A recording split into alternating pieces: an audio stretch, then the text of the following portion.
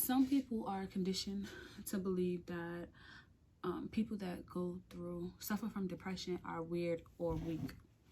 And I know that firsthand because I've been told by a few people that I was weird because of the situations that was handed, the cards that I was dealt, or I was weak because, I had tried to take my life. And it's okay. It's okay that they thought that. Only because whoever said it was young at the time, as well as I was, and they didn't have, proper knowledge on depression, the symptoms, and the triggers. But what is not okay is to judge people when you do not have no clue of what they're going through or how hard they've tried to fight whatever it is that they're going through. On the other hand, a lot of people, I was labeled as the strong one. And I liked being looked at as the strong one because I didn't want anybody to know what I was dealing with or what I was going through. In a sense, I was scared. I was scared to be looked at, anything less than strong. Because I didn't want to be judged. I didn't want to be looked at different. I didn't want to be ridiculed for something that I could not control. I couldn't control it. I didn't ask to be depressed. I didn't ask to go through depression. I didn't ask for that. It's really something you can't control. But I was caught up in a lot of, conversations where, I uplift other people. People will call me. I was like the go-to person for the advice or to be a listening ear. And I was given strength. I was giving so much strength to other people when I didn't even have strength for myself. I was giving advice to other people that I couldn't even take the situations that I was going through in my life. I couldn't even use that advice that I was giving to other people for myself. So I'm having uplifting conversations and giving other people hope.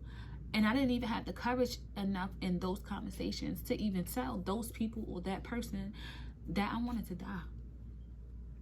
I didn't see no purpose in me living.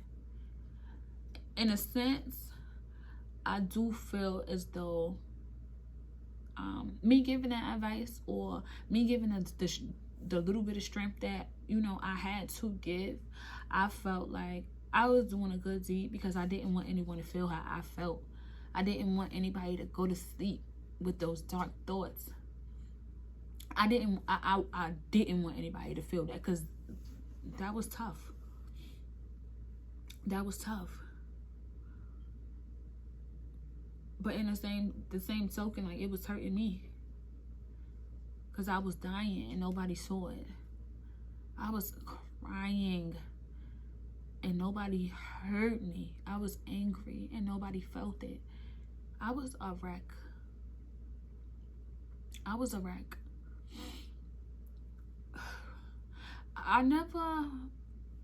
feel like even if I did, find the courage to confide in someone or anyone, I never cared about sympathy. It was never a sympathy thing.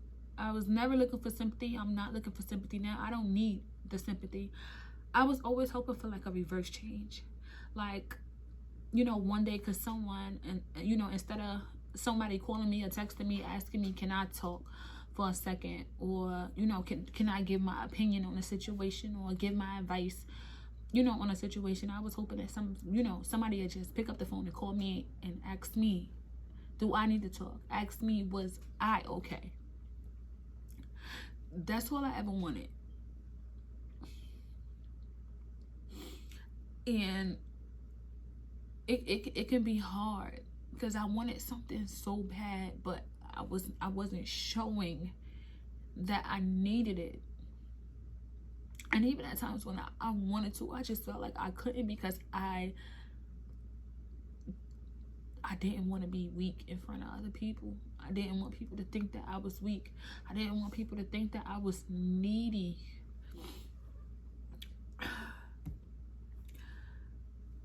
The day that I decided to take those pills, I was at one of the weakest and the lowest points in my life. I was 20 years old. I was a baby.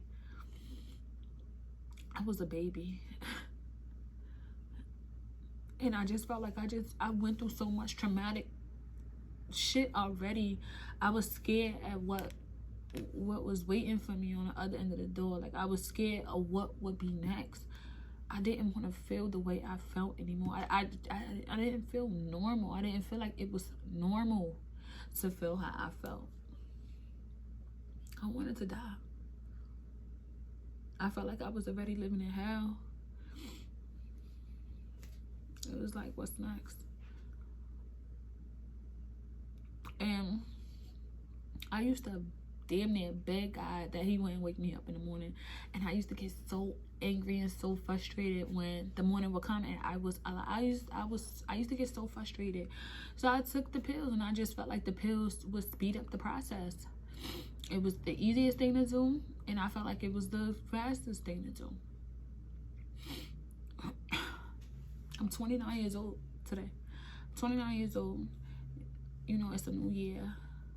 So as I reflect on that, like 9 years ago, I really tried to take my own life. 9 years ago, I didn't see my purpose. 9 years ago, I felt like I didn't have a purpose. 9 years ago, I didn't have a voice. 9 years ago, I didn't have any type of courage at all. I was battling with so many different insecurities. It didn't make any sense. I didn't love myself. I didn't feel like anybody else around me loved me. I felt like if I was in a room with other people, I still wasn't seen. I didn't know how to maneuver. And I was just dealing with so many different things. Like, if I was out with my friends, like, I was trying to be a different person to fit in and be cool.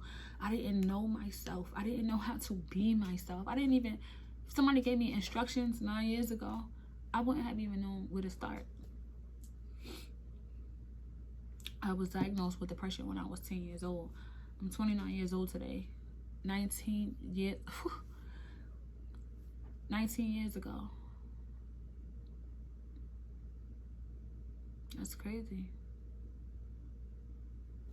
But now I see my purpose. I'm grateful that, you know, in that moment when I tried to take my life, it wasn't successful.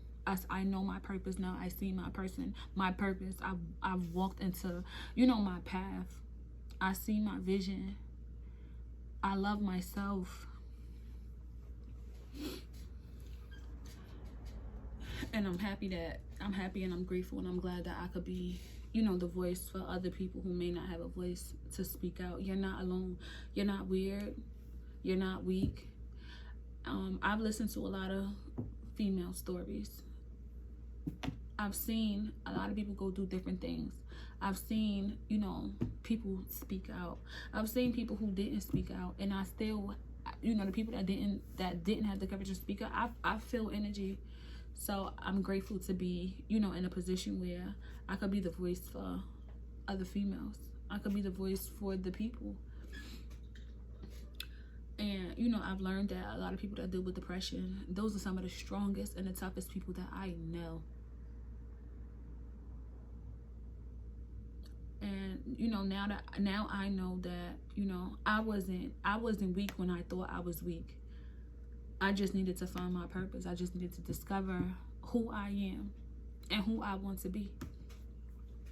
So I say that to say this. I see a lot of people, you know, they may know people that are dealing with depression.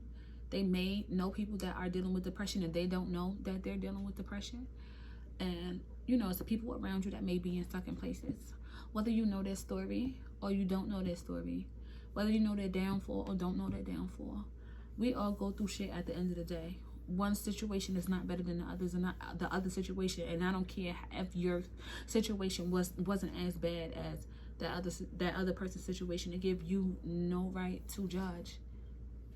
You do not know how hard it is for people to come up out of that depression stage, or you don't know how hard that person or those people have fought to try to get up out of that depression stage. Some people may be more successful than others, but it gives you no right to judge. It gives you no right to judge.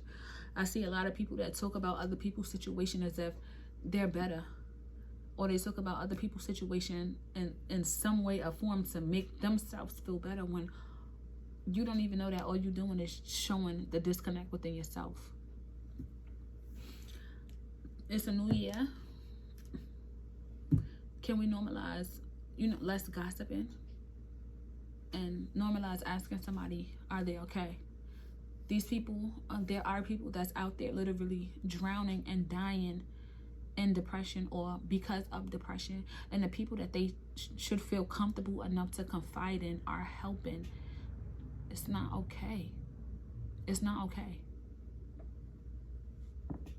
Learn to stop. Learn to ask someone, are they okay? Learn to ask someone